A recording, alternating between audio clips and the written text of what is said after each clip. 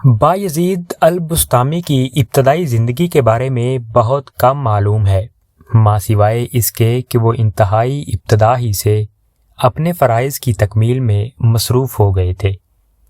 کہا جاتا ہے کہ انہیں ایک دینی مدرسے میں داخل کروایا گیا تھا، اور یہ بھی کہا جاتا ہے کہ اس مدرسے میں ایک روز ان کی نظر سے قرآن پاک کی درج ذیل مشہور و معروف آیت گزری کہ میرے شکر گزار بنو اور والدین کے شکر گزار بنو۔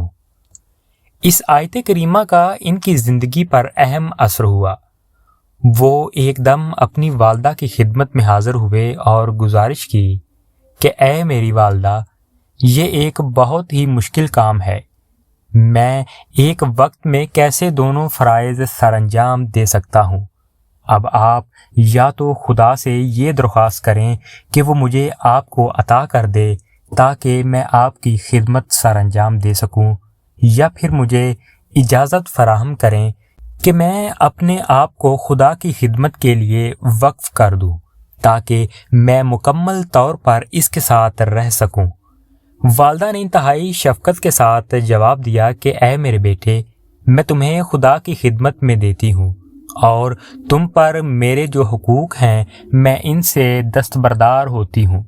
تم خدا کے ہاں سے آئے ہو اور تمہارا تعلق خدا سے ہے، لہٰذا جب انہیں والدہ کی جانب سے یہ اجازت میسر آ چکی کہ وہ اپنے آپ کو خدا کی خدمت کے لیے وقف کر سکتے ہیں، شیخ نے بسطام کو خیر آباد کہا اور اپنے آپ کو عبادت، توبہ، استغفار، ریاضت اور نفس کشی میں مصروف کر دیا، اور اس وقت صوفیانہ زندگی کا آغاز کیا، جبکہ آپ کی عمر محض 10 برس تھی، اور 30 برس تک وہ جگہ جگہ مارے پھرتے رہے، اور اسی دوران انہوں نے کئی ایک صوفی بزرگوں کی خدمات بھی سر انجام دی اور زہد و ریاضت میں مصروف رہے۔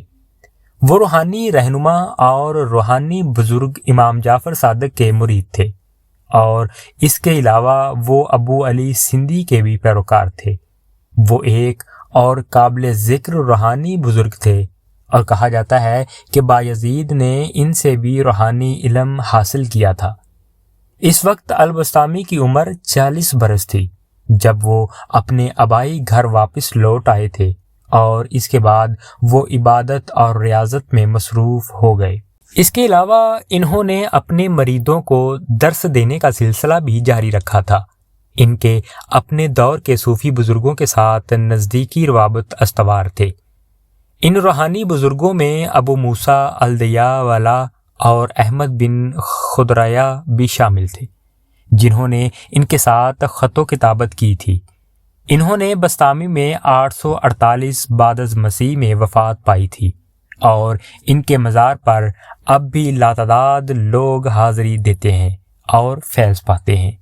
البسطامی کی زندگی اور سوچ انتہا پسند سے عبارت تھی۔ وہ اس امر کا گہرا شعور اور ادراک رکھتے تھے کہ کس کی اجازت ہے اور کس کی اجازت نہیں ہے۔